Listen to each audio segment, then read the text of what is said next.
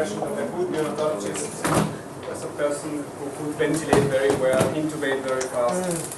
But respiratory problems are actually not the main front of problems nowadays, at least in many of the hospitals in Europe.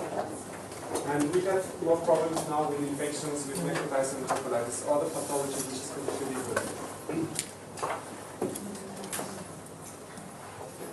We are talking about secondary infections, so nosocomial infections. And one of the problems is that there is no single definition for this. We will see some definitions and epidemiology, risk factors associated to the infections, etiology, diagnosis, and what to do, maybe not in terms of treatment, but in terms of prevention. So this is the main problem. There is no single definition. Depending on the book you revise, you will find that nosocomial infection is an infection taking place after the first 3 days of life. Other people say after the first day of life, or even 7 days of life. So there is no single definition.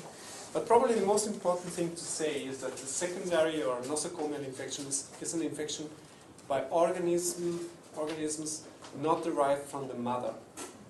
This is the main point of the definition. And that the infection is not present or incubated at admission, so the baby acquires the infection in the hospital. And we have also to make a difference between a confirmed infection, which is mainly defined as a positive blood culture, or a suspected infection, in which it was not possible to find a positive blood culture, but the baby had clinical data and laboratory findings of infection. And this is a very severe problem because, in my opinion, we sometimes take criteria from other medicine to talk about sepsis in newborn infants. And this is not possible. Because if you're dealing with adults and you're telling somebody that the patient has an infection, you have to present the blood culture. If you don't have a blood culture, it's very difficult in the other medicine to say that the patient has sepsis. You can talk about inflammatory syndrome or septic syndrome, but if you say septicemia, you have to have positive blood culture. And this is very difficult in neonatology. So the main problem is that we don't have a gold standard to establish the diagnosis of sepsis. Because if you say, yeah, the baby had an infection, but the blood culture was negative, okay, then what is the gold standard to say that the baby had an infection? It's very difficult. So this is the importance. You see 2 million nosocomial infections in the United States every year. It's a huge number of infections. I'm not talking about only newborn infants in general. And what's very concerning is that 50% of these infections in the hospitals are caused by multi-drug resistant organisms. And there is a tendency of increase in these resistant organisms. You see 9,000 to 20,000 deaths from catheter-related bloodstream infections every year in the United States. It's a huge number of patients dying because of an infection related to a central line.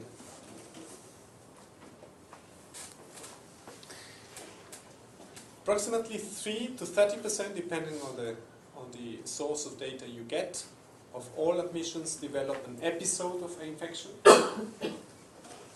These babies between 25 and 28 weeks of gestation had a risk of 30% to get an infection. But if you take the more immature babies with less than 25 weeks, approximately half of them will have an infection in the hospital. As I said, the incidence has increased in the last decade. And of course, suspected sepsis is much more common than confirmed sepsis, at least in neonatology. This slide shows you the black column is the amount of patients in percentage having vancomycin as a treatment. And the last column of these white columns, the last one, represents the babies with a positive blood culture. And you see there's a huge number of babies receiving vancomycin, but the amount of babies with a positive blood culture is probably 50%. And this is also in other ages, not only in the small babies. So you see approximately 50% of the babies with an infection will have a positive blood culture, and 50% will not, with a suspicion of sepsis. There's an enormous variation in the incidence between the centers, even adjusting for risk factors. So probably people are doing completely different things in many different hospitals and influencing also the incidence of infections in their hospitals. Sepsis is the most common infection in the NICU and is approximately 100 times more common than early onset sepsis. And this is very interesting because in my hospital, when they admit a baby, a preterm baby with respiratory problems, they all get antibiotics initially. And every time there's some resident or assistant or whatever that says that the baby is probably infected. But if you are sure that, you have to have 100 more infections for only one of these patients, secondary infections. Because secondary infections are much more common. I think that we overestimate the incidence of primary sepsis in all those babies having somehow a respiratory problem. And I try always to remember the people that when they say this baby has an infection, where are the other 100 with a secondary infection? And our incidence of secondary infection is very low, so we have probably not so many patients with primary sepsis, but they all get antibiotics. Sepsis is responsible for 45% of deaths, very low birth weight infants after the second week of life. And this is especially in developing countries a very, very severe problem. They had lots of secondary infections with gram-negative bacteria. And you know the fatality rate is completely different. So what risk factors are associated with the appearance of a secondary infection? Of course, prematurity, again, male gender. Central lines, parental nutrition, if you're using lipids, especially for fungi, prolonged mechanical ventilation, but also other things like overcrowded NICUs, heavy work, people that are working too much, not having enough periods of rest. All those factors have been associated with the incidence of sepsis. You already heard about that. Also medications can increase the incidence of secondary infection. The most important are dexamethasone. These blocking agents, I know from hospitals in which it was usual to give all babies these medicaments initially until you start the oral feedings. So you have to know if you use it, you are increasing the probability of a secondary infection. And what's really very interesting is that exactly the drugs you use to treat infections increase the incidence of secondary infections. So the more antibiotics you're using in your hospital, the more secondary infections you will see. And I have read many, many times this. I have never seen that, but it's always written that heparin can elicit a super antigen response with a toxic shock in the case of Candida albicans infections. It's reported. I have never seen that. So this is just only one study. The main point of this study was to study the dexamethasone, which is this group here.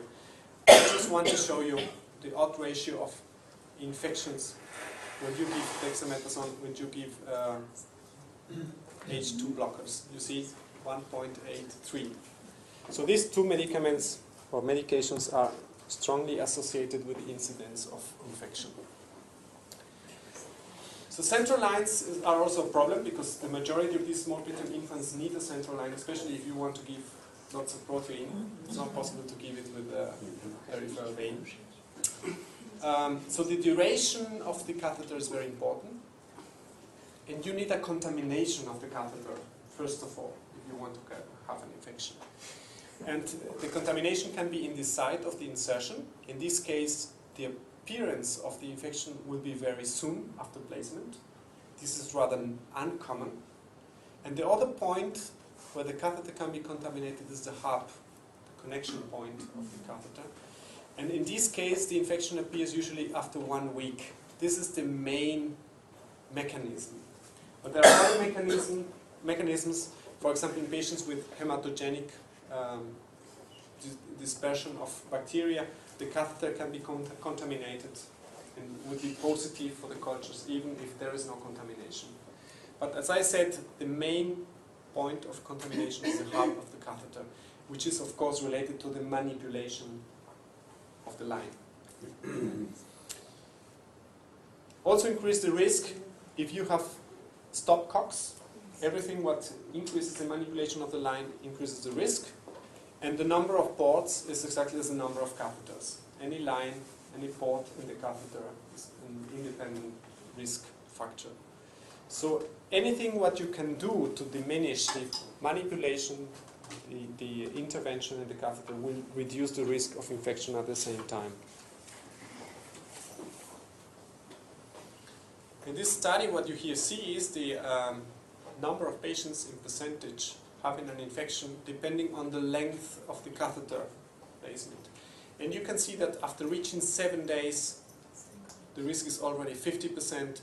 And of course, the longer the time, the more the risk. But probably the most important thing is to avoid that the catheter remains for 1 week, if you take this data. So what is the etiology of these infections? Fortunately, approximately 70% of the infections are caused by gram-positive bacteria. And from these 70%, the majority of them are Staphylococci coagulase negative. Approximately 17 to 20% gram-negative organisms, and fungi approximately 12%. So this is relatively constant in the literature.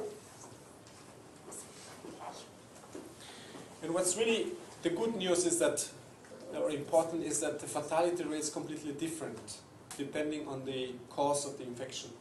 And you can see cons infection, coagulase negative staphylococci are very common organisms causing infection, but the fatality rate is very low. So this organism is not so aggressive as gram-negative. You see Staphylococcus aureus, 6%, E. coli, 19%, and probably one of the most aggressive organisms is Pseudomonas. More than half of the babies will die if they get such an infection. Fungi, approximately 30%.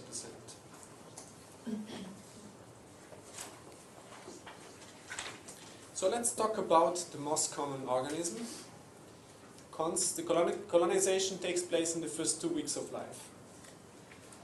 One infection is calculated in the United States, increases the hospital stay by 14 days and approximately $25,000.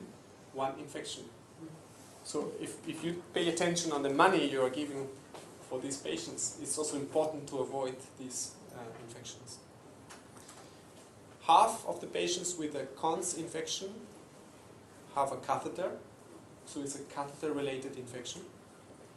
These bacteria are usually multi-resistant, because many people get scared when they look at the antibiogram of cons. This is usual. This is the way these bacteria are. They are very resistant to many antibiotics, but they are not very virulent. They have a very low fatality rate, as we saw, and meningitis occurs very, very seldom. That's the reason why you usually do not have to make a lumbar puncture in the case of a cons infection, secondary infection. It's a completely different situation if you are talking about a primary sepsis. And what you see here is the gestational age and the number of infections observed. And you see this is a main problem of preterm infants. So this is 30, 31, 32 weeks. So more mature babies do not have the main problem of cons infection. This is a problem mainly of preterm infants. And if you take into account the days when the first blood culture was positive, this is the number of infections again, you see that there's a peak on day 10 approximately. And that's the reason why we try in our hospital to eliminate the catheter after 1 week, or at least to change the catheter. If you say, yes, but the baby needs a catheter still because of parenteral nutrition, we put the old catheter out and we put a new one, a big catheter, in another hand, another feet. And that avoids that one single catheter remains for more than 1 week.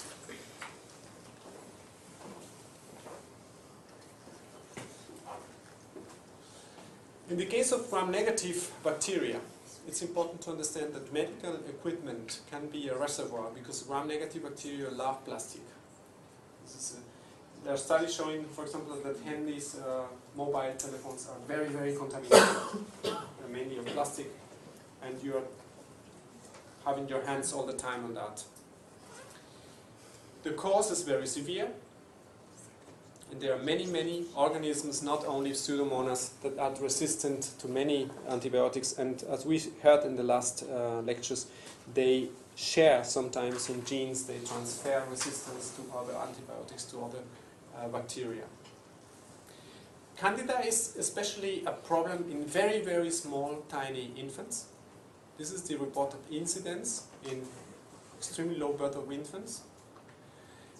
It causes very often sepsis and urinary tract infections. Some people recommend always to make a sonography of the kidneys when you suspect sepsis of Candida. There are very almost pathognomonic pictures or images of affected kidneys. The mortality could be very high in small preterm infants. Blood cultures are less sensitive than normal cultures for bacteria, so the rate are more or less than 50% that are positive. We already said that about parental nutrition with fat. Thrombocytopenia is usually common and severe, so if you have a baby with a secondary sepsis with severe thrombocytopenia, maybe you should think of a fungi infection.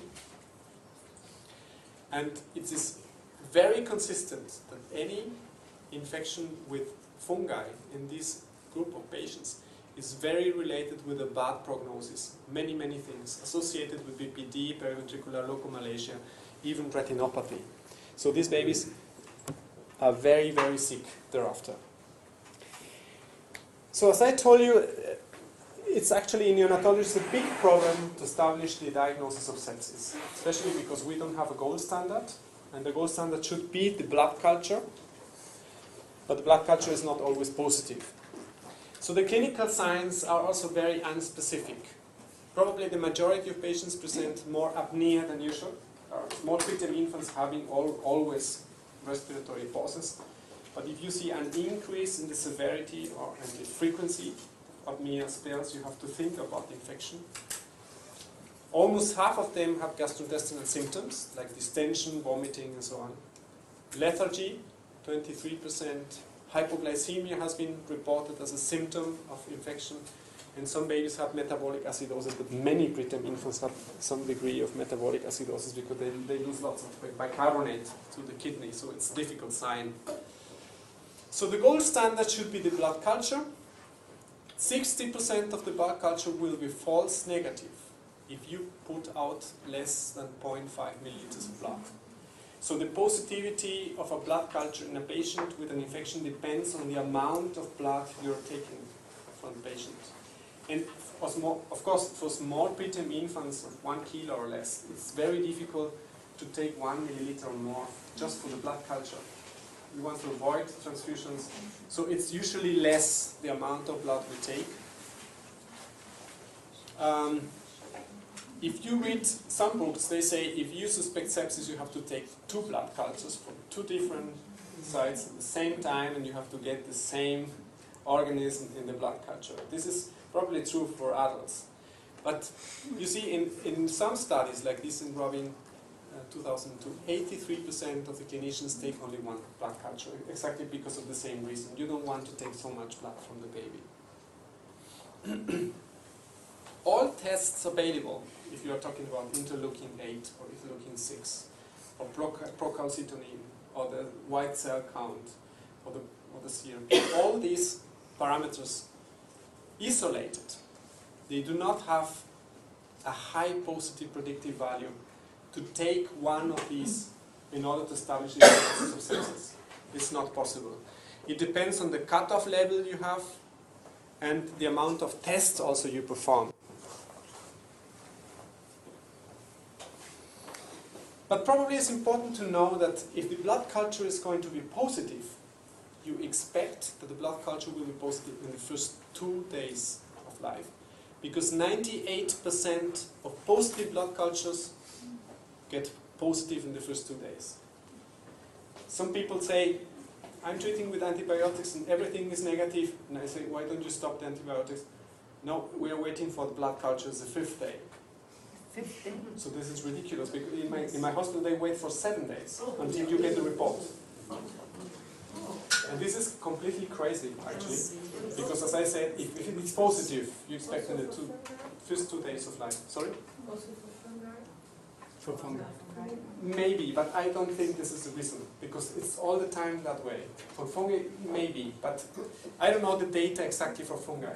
What the mean time is when they got positive. I don't know if you know that.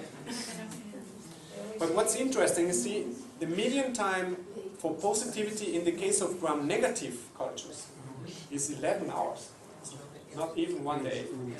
And only for gram-positives, approximately 24 hours. So if after 1 day the blood culture is still negative, the baby probably doesn't have bacterial infection. Be very careful with that question. So let's talk about the CRP. CRP is present only in the presence of inflammation. We know that this is a protein which is produced in the liver in the presence of inflammation. The half-life is dependent on the gestational age of the baby, that's approximately 20 hours. Its peak is approximately 24 hours after the stimulus, so you don't expect a positive CRP very early in the course of an infection. It doesn't cross the placenta, so if it is elevated, it's not coming from the mother, it's from the baby. Increases more in gram-negative sepsis, and maternal fever, prolonged labor, and other problems during delivery has been associated with elevations of CRP. So CRP is not exclusively produced by infection, but by other things. And CRP increases also with gestational age, approximately 6%, 2.4% per 100 grams of weight. So probably we should have different cutoff levels of CRP depending on gestational age. This is something we have never done.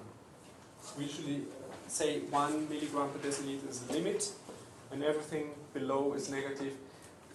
Probably we have to take lower levels for very preterm infants. Okay?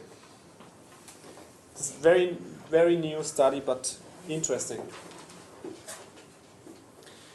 Other markers of sepsis, procalcitonin, being used by many, many hospitals, is something very new and very good. You see sensitivity and specificity probably higher than other ones, but still 76%.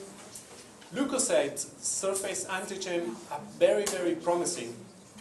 They have been reported sensitivity and specificity of 90 and 100%, but these are very, very expensive, and it requires special equipment to make the diagnosis. And even other things like the measurement of the variability in the heart rate, Mario can probably say something about that, has been used to detect infection. But I think that fortunately we have a very easy method to orientate ourselves and our treatment in the case of infections. And this is also a very cheap method. And this is a classical study from '98. It's a prospective study evaluating the diagnostic value of CRP in neonatal sepsis.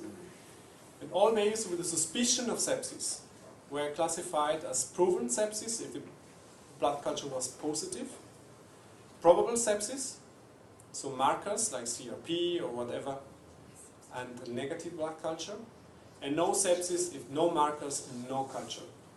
Okay, so 3 groups.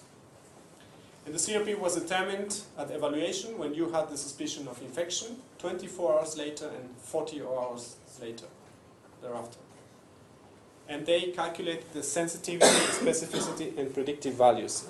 You probably will ask me, what was the gold standard? The gold standard was that the babies, that of course not the blood culture, because this was part of the classification, but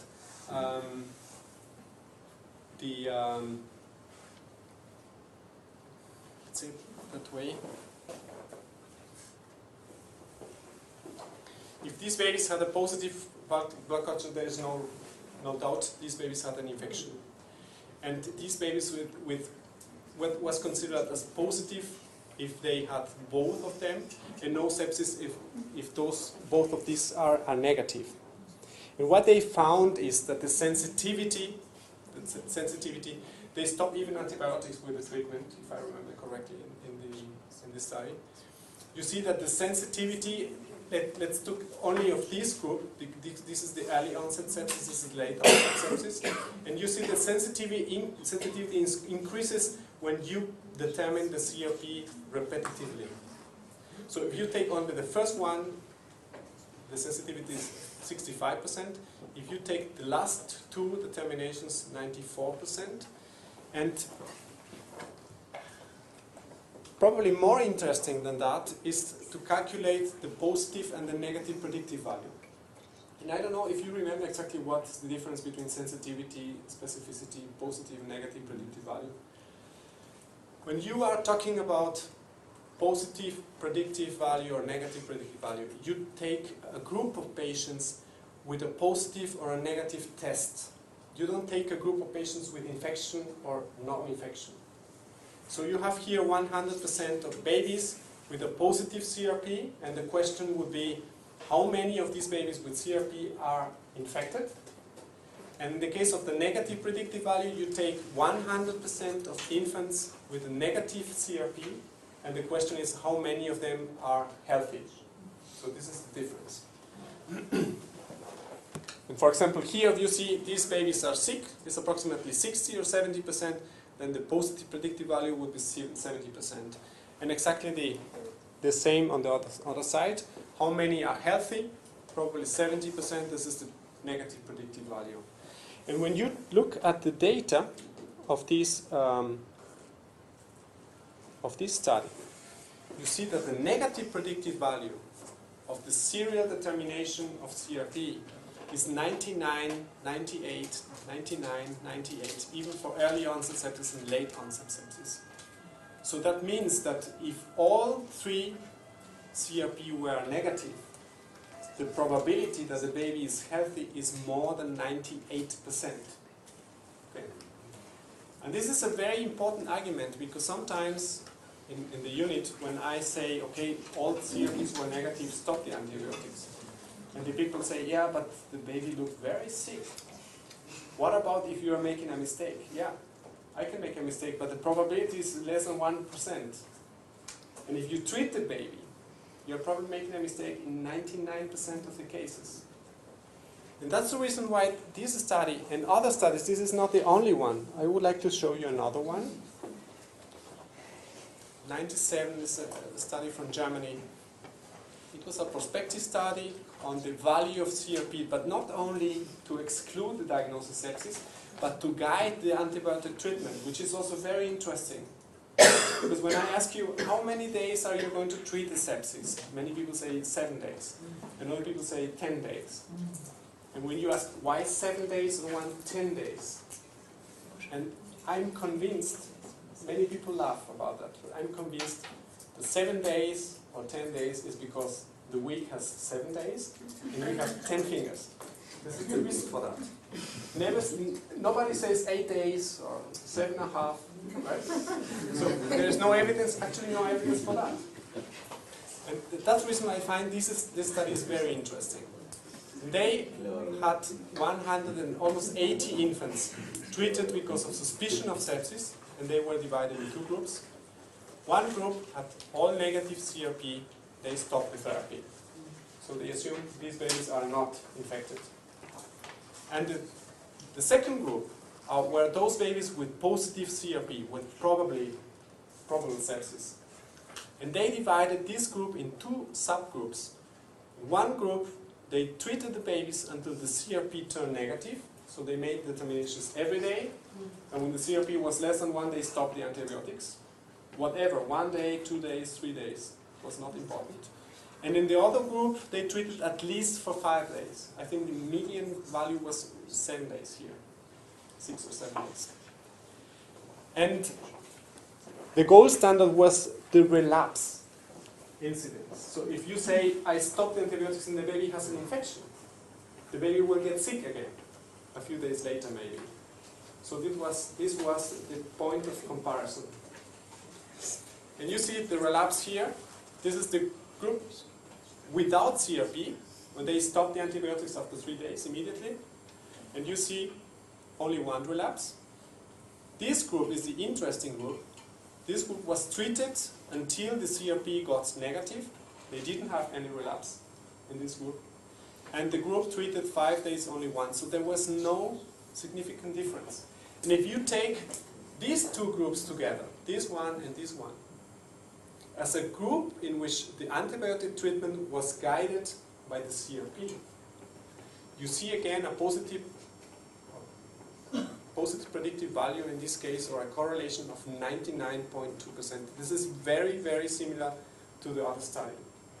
So the question is, do we have to treat the babies for 7 days? Probably not. And don't break your heads about procalcitonin and interleukin. If you think the baby has an infection, you have to treat it. But try to exclude the diagnosis with serial CRP. It's very cheap and very effective.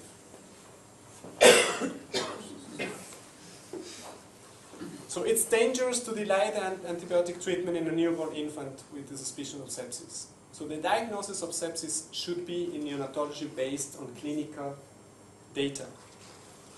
The low positive predictive value of CRP, interleukin, and whatever does not allow to establish the diagnosis on the positivity of these parameters. And the extremely high negative predictive value of serial CRP determinations allows to exclude the diagnosis of sepsis only with this parameter alone. And I can tell you, we changed also in 2003 the way how we would treatment the babies. Especially the main change was to stop the antibiotics after 3 days, based on the CRP. And maybe later, I think a few years later, we changed the policy with the catheters, putting the catheters after 7 days out. But what you see here, this is again data from Vermont-Oxford network, and we are the black column. And you see that exactly at the year that after we changed stopping antibiotics, we could decrease the incidence of infection to half of the incidence we had. So I cannot assure that this is the only thing we did, but at least we did something that improved the outcome of our babies. And this is probably related to that. So what to do? Colonization is necessary to get an infection, and transient flora from stool and skin from other patients can produce infection in the NICU. And the vectors in the NICU, 85% of the NICU surfaces are contaminated, are the patient itself, the healthcare workers, but also devices and equipment. These are data also from the network showing that these are probably the measures that are effective to reduce the incidence of secondary infections. Hand washing, early enteral nutrition, diminished days on parenteral nutrition, diminished venipunctures, diminished ventilation, diminished days on central lines, these drugs, sterile suction. Probably things you already know.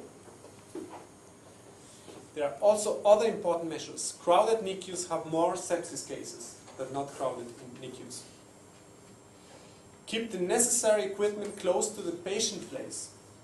So it's important that each baby, for example, has his own stethoscope. If you can afford it, it's important. Not to use the same stethoscope for all babies. Prophylactic immune globulins reduce the incidence by 3%. This is a marginal effect. That's the reason why it cannot be recommended. Human milk reduces the incidence of sepsis and meningitis in some studies. Not effective, gowing or use of gloves instead of hand disinfection or hand washing. Overuse of emollients increases the risk of infection. Think of Aquaphor. Several years ago it was something we thought would reduce the problems, and it increased the problems. And I brought a picture of a NICU in a hospital in Mexico. We allowed us to visit the NICU. And you see, they even wear, this is myself, I think, yeah. We had to put a mask and a cap heads and these things in order to come into the NICU because of hygienic measures. Yeah? And you see this is the personal working. She's working here with the patient. She has again another thing, the cap, the mask. This is absolutely, there is no evidence that this helps in any way. And they use this one anytime they go inside and outside. So they are spending lots of money buying things that are not useful. And they explain me that there's sort of certification of the hospital, like the certification you have.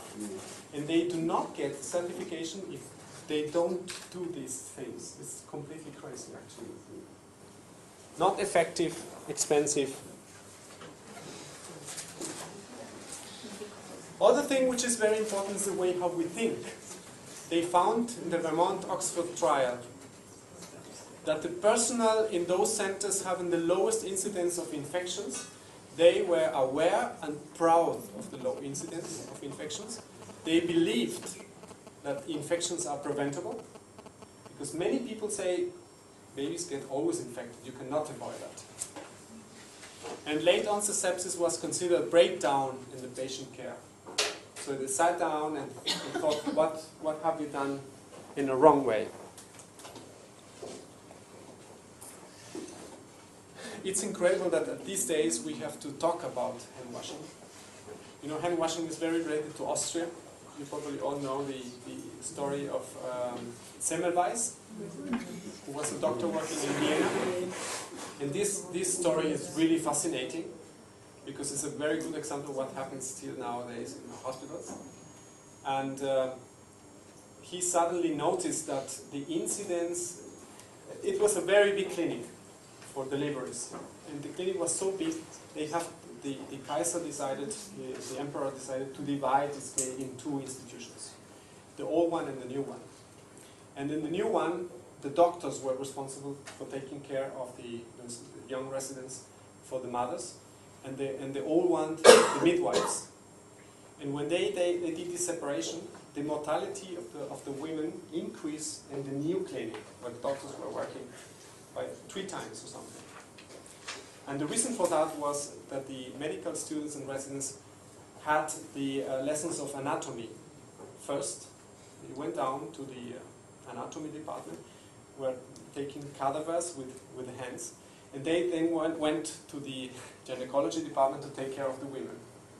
And it's very interesting. In Austria, there is a concept. They say Gassengeburten. Gassengeburten means the deliveries in small streets. And the reason for that was that all those babies being born on the street, they didn't reach the hospital, were transferred automatically to the old clinic, where the mortality rate was low. So the people realized that, and the women started having the babies on purpose on the street. Because they said, if we go to the new clinic, it's very dangerous. So the story of this is fascinating. If you can read it, I recommend it, because it's really very interesting. So this is the most effective and cheap measure to avoid infections, but we have still a 50% compliance. So if you take attention, how many people are doing that correctly? Only 50% of them. It's important to remove rings and artificial nails, especially in the States. We don't have so many artificial nails here, but in the States have been breakouts of Pseudomonas infections in NICUs and fungus. Before and after, every contact, and I changed this because you read always with the patient, not with the patient, with the patient unit. The patient unit, because the patients now have a computer, a monitor, incubator, many things around them. Chlorhexidine seems to be superior than other disinfection, but I think if you use it properly, there is not a big difference. Hand disinfection has more compliance than hand washing. It's easier, reduce bacterial dispersion, irritates less than hand washing. It's important to use an enough amount to cover the surface you want to disinfect. That means from here to here, completely. And to wait at least for 20 seconds. This is also very important, because this is the time it takes to have an effect. again, before and after every contact with the patient unit. Emollients should be added to protect the skin. And hand washing is recommended only if they are very soiled. So it's not necessary to hand wash all the time. Disinfection it's enough. And you see, this is a picture of a unit just to show you what all those things are around the baby. So you see the bed, or the incubator, the perfusion, the perfusers. Then we have the computer here on the left side. The computer we don't have paper anymore in the NICU. And then on the other side we have also a small car with many, many things, because this car belongs only to this baby. So you find the stethoscope, this is a mirror for the mother when she's kangarooing to see the face of the baby, and whatever, lots of things here. And that's the reason why it's important to consider all these things contaminated. And I want to show you a film I made in our unit, and I want you to pay attention to this nurse here. She's working with a baby, so we have to assume that her hands are contaminated with the bacteria of the baby. So now she quitted the alarm, so you have the bacteria here.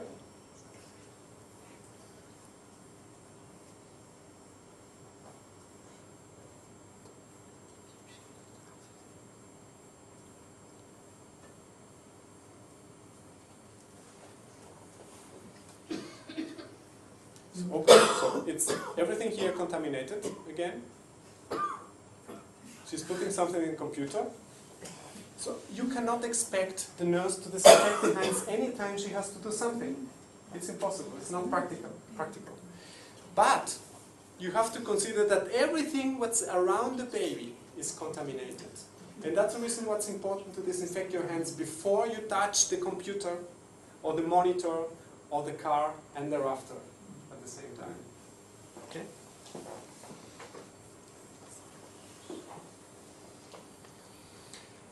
Just to see that skin damage is also important to avoid, because in lesions you can find more bacteria.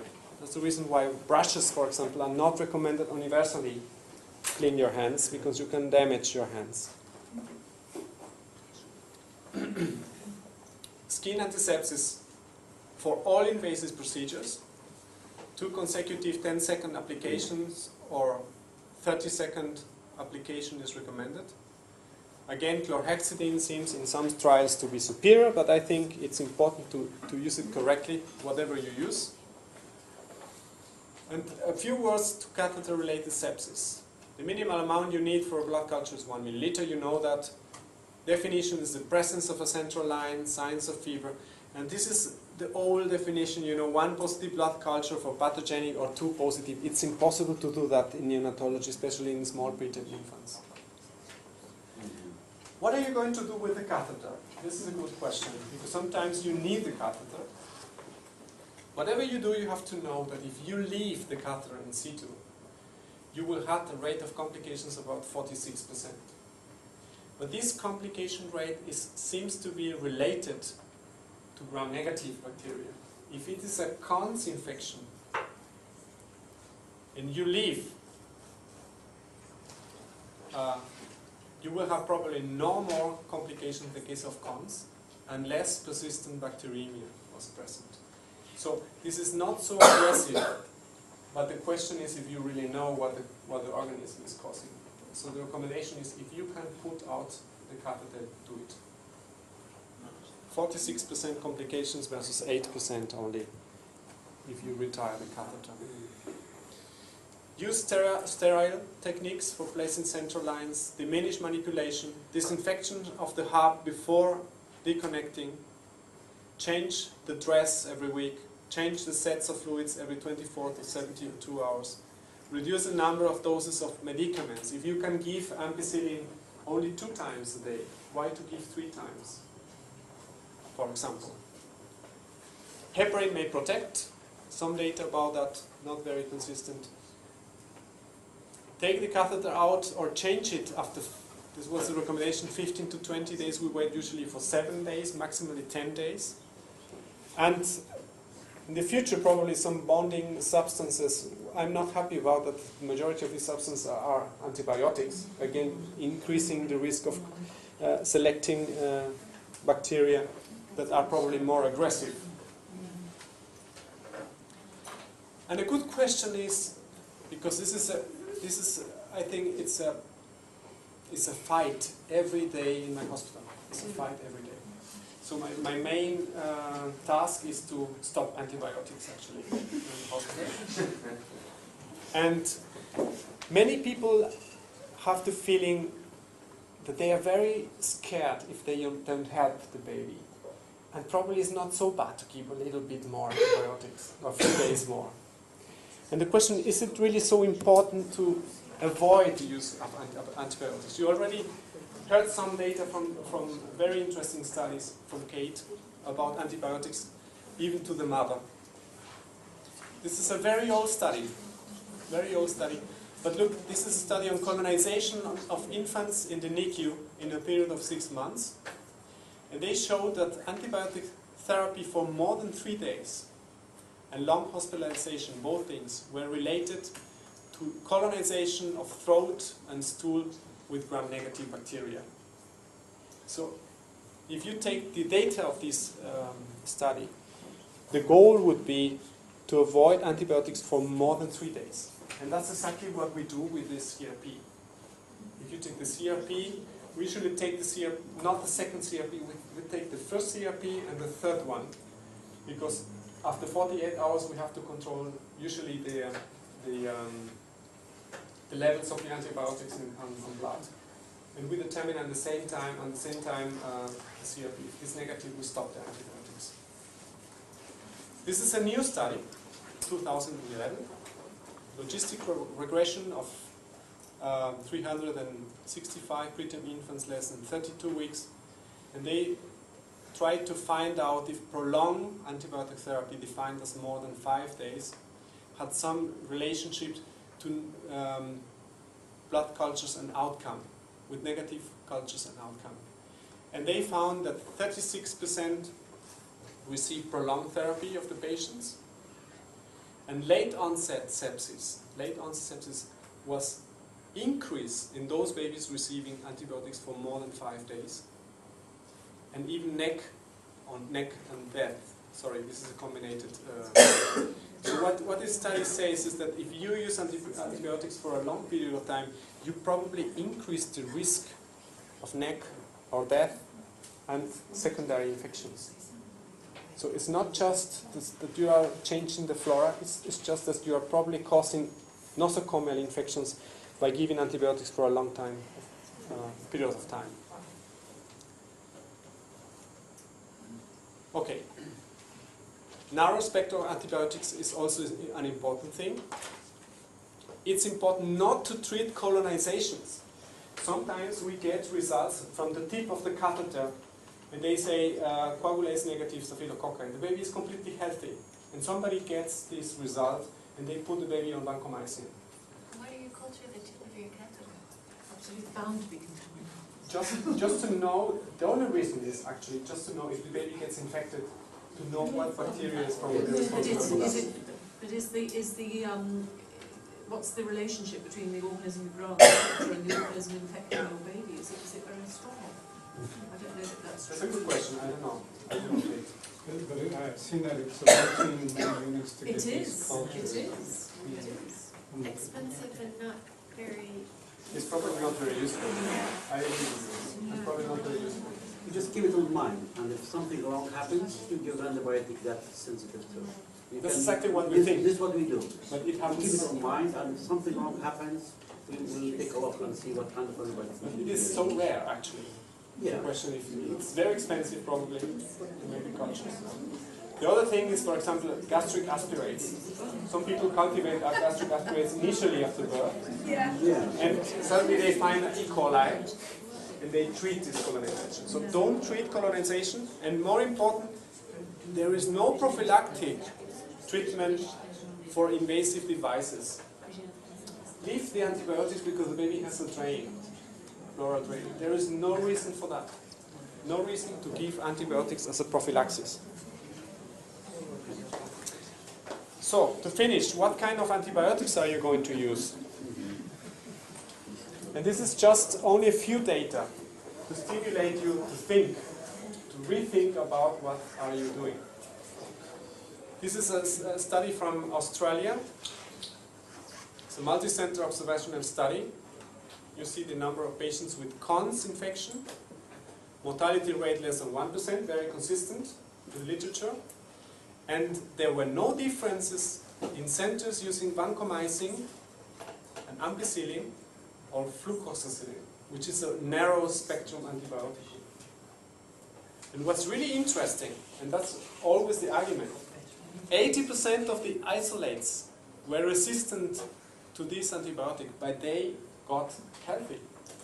So this is a probably very low virulence bacteria that they respond to these antibiotics even if the antibiogram shows something different. But this is a very interesting study showing that probably it's safe to use narrow spectrum antibiotics. Maybe, but all these babies had this Cons infection, all of them. A few of them had the infection for sure. This is another one. 800 patients, nosocomial infection, also in Australia. Cons had the lowest fulminant sepsis rate, also consistent. No difference in the fulminant rate with oxacillin. Because you expect if you don't treat it adequately, maybe the baby is going to die or some babies are going to die. No differences. This is a prospective study in 2 identical NICUs using different empiric therapy. Flucloxacillin, tobramycin versus amoxicillin, cefotaxime. So broad spectrum, narrow spectrum antibiotics. And after 6 months they change the regimen using exactly the opposite. And they took cultures weekly from rectum and respiratory tract. And you see in the group with the broad spectrums antibiotics, 41 patients got colonized mainly with Enterobacter cloacae, which is a very aggressive organism. And in the other group, only 3 patients colonized mainly by E. coli. So colonization rate was 15 times higher if you use antibiotics with a broad spectrum. It's difficult to change, but you have to know, this is also very recent publication, 95% of agents causing late onset sepsis were susceptible to flucloxacillin or ampicillin plus gentamicin, and only 79% were susceptible to cefotaxime. So you see, we have seen an increase in resistance against cephalosporin, especially cephalosporin third generation. I think it's enough. If you have questions.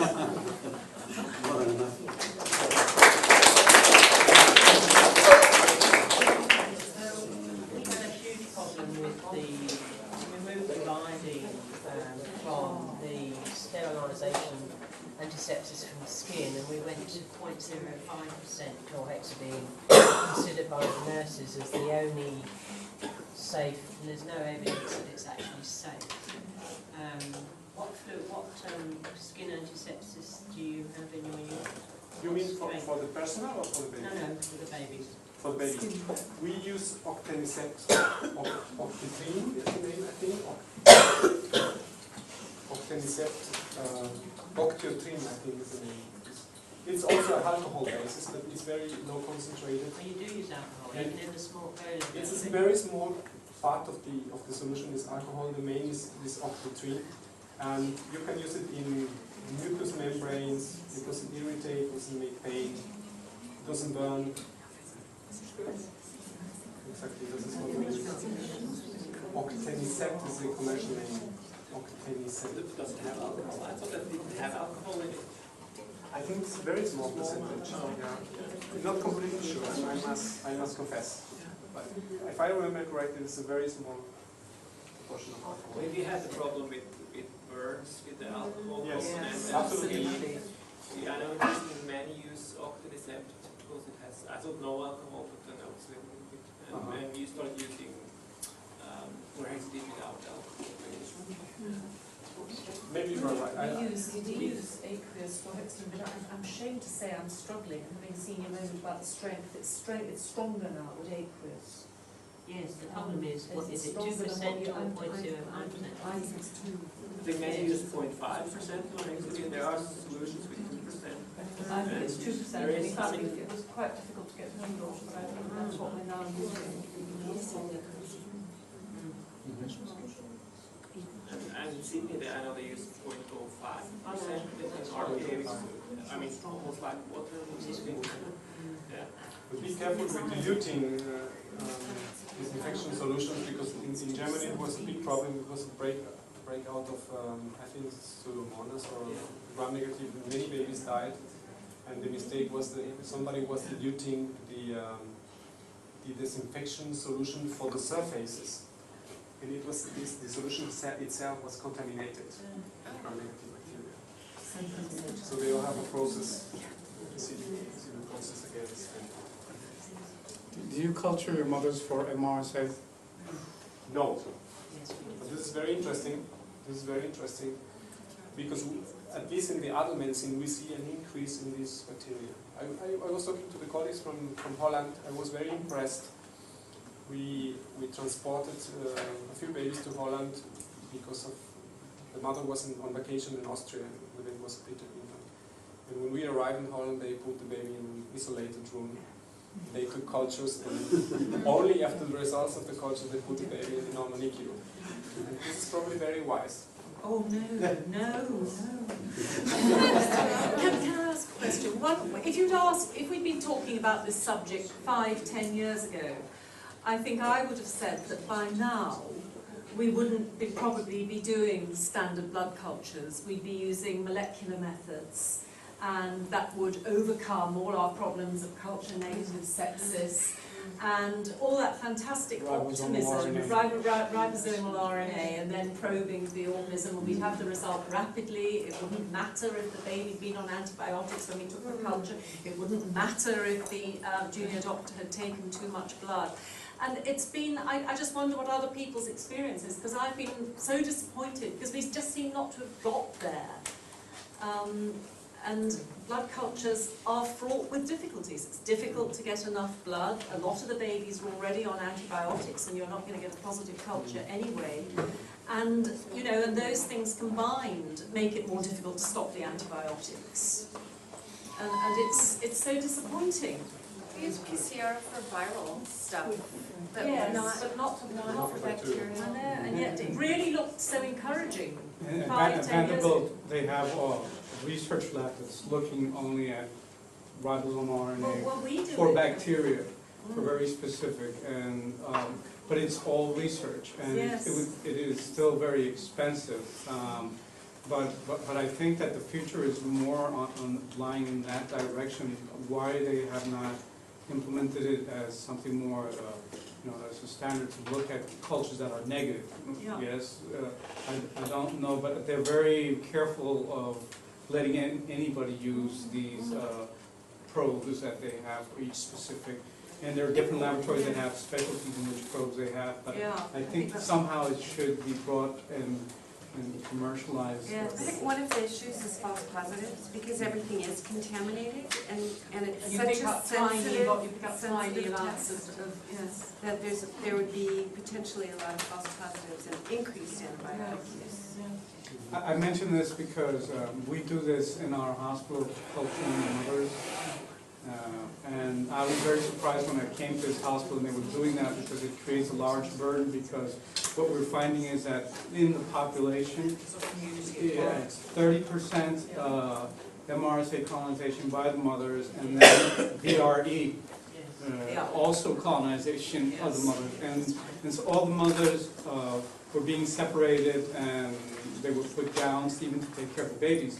And we took the gowns away, and just actually 2 weeks ago, we had baby twins that were born, and one of the babies in the first days of life got a Crohn's infection, and the second baby at 7 days of life got septic and came out for MRSA. Yes, and we looked at the other baby. The other baby's colonized. The first baby twin was colonized, didn't get the infection, but was colonized, and the second twin was colonized and got the infection. Of course, and it was, of course, from the mother. But we don't know, this is like a Pandora box that you open up and then you don't know what to do with this. But it does complicate the nursery, but any baby that does come in from another unit, we do the whole culture.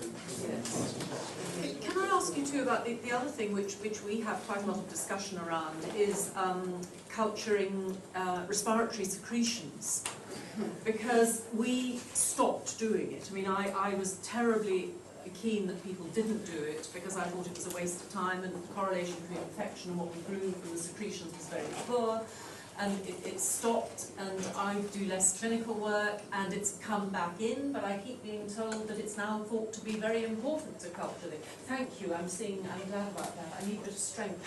I just need to comment. We have had 11 cases of MRSA, very sensitive, but still 3 deaths with it, and 2 of those were associated with pneumonia as the portal of entry. We've also started screening all of our mothers for community, and we're clearly seeing 30% as community coming in, but the index cases came in clearly from the community. One came from a mother, and then we just have been unable. We have now just stopped it, fortunately, since January. But the pneumonia, it was a toxigenic form of MRSA. Babies were dead within, 2 babies were dead within 48 hours, and really the only thing that stopped it in the 3rd case was resorting back to clindamycin. We used vancomycin, no good, linezolid, no good, and clindamycin seemed to have a specific effect against this toxigenic strain, but it was clearly associated with pneumonia, but we don't routinely, we have very few pneumonias associated with ventilation. We don't routinely culture. Of non-MRSA, just all other organisms. Yes, it's quite rare. It's quite rare, but we only culture when we've got a specific pneumonia. I think that the only time that it might be valuable is immediately after the baby is born. Yes. And you're suspecting that there is, foreign we could have.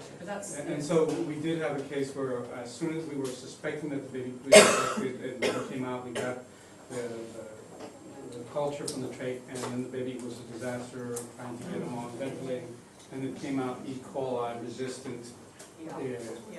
But then when you do it as an aftermath in the NICU for nosocomial infection, what do you do with that colonization? I'm relieved to hear you say it, because I began to lose confidence. I think the people get nervous just with these results, and actually you should Overtreat. Exactly, overtreat. Yes.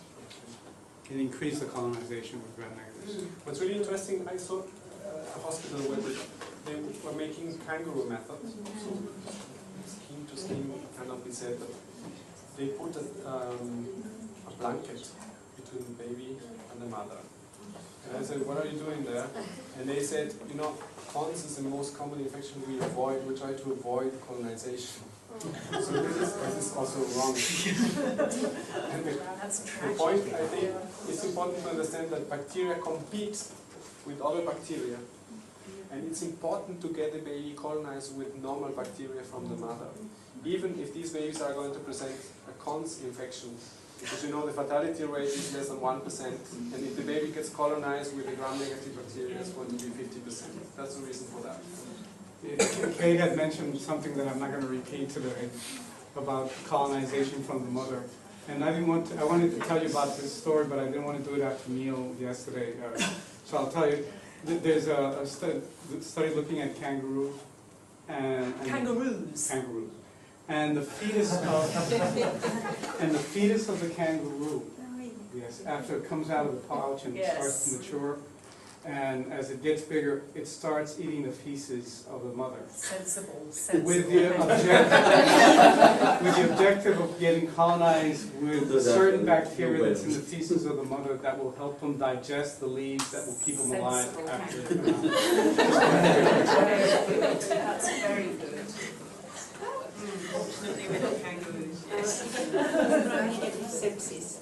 You told us you would like to pull out the central line, but if the baby is too sick and you really need one,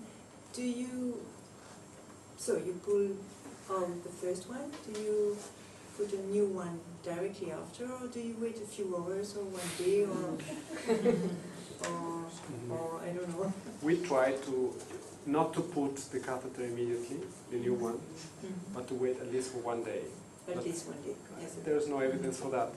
I think the risk of recolonization is higher if you put the catheter immediately. As far as I know, no data about that. We check sequential blood culture, so when the culture is negative, we put the new PICC line in.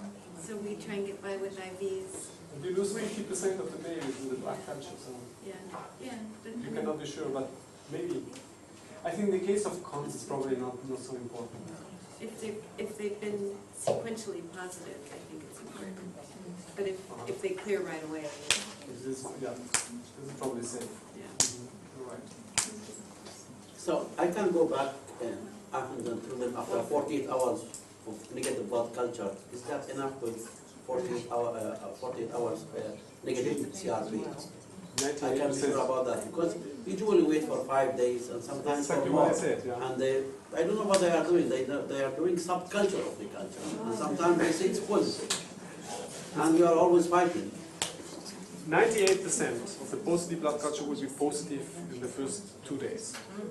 So, you know, in medicine you cannot say 0, Yeah, okay. but the risk is so low. And I think some of the ones that are positive after 48 hours are contaminants, I have to say. So, I mean, years ago, we went to 48 hours, if the culture is negative, we You still wait for 5 days. That's right. Just 5 stop. days. Yeah. Nothing positive. I've got 2 years, every bug in the organ in my unit. Nothing is ever positive. After 24 hours, it is not a contaminant. We've got very clear evidence. It is safe, and it's usually the result is fully available by the time you've got the second dose of gentamicin going in, and you can stop. But we are doing CRPs start. If you continue with gentamicin, you must do a CRP to justify your continuing antibiotics in the face of negative cultures. And that is what we are saying to our other staff specialists and registrars. Just give us the reasons why you think it's culture negative, and yet you're insisting on going on CRP is negative, and then 48, 72 hours later do the results. And that's what I hope to show, because I have CRPs all the way through, and they're actually very good indicators, not just with... I love the solemnity, how you said that. In the hospital as well. I'm very impressed that you're already doing them so well. We try to say you've got to do it if you want to go on with it, because our culture's always positive quickly, usually. Nothing. We don't. Then we have no instance of fungi, so we haven't seen it for. We just never see Canada, so we're lucky. So. Yes. But is this enough legal-wise? Yes. Yes. Strong evidence. Yes, it's really good. You have to adapt the laws to the evidence, not the evidence to the No, law. because my chief is coming from the state, and he's always nagging about that. If something happens, we will go to the court, they will tell me why you did that. And he's always nagging about that. Yeah, we'll show him that. We can show him. I will say, no, You take the slides with you. Mr. He will be coming to Athens and do We'll go and say, Yeah. okay.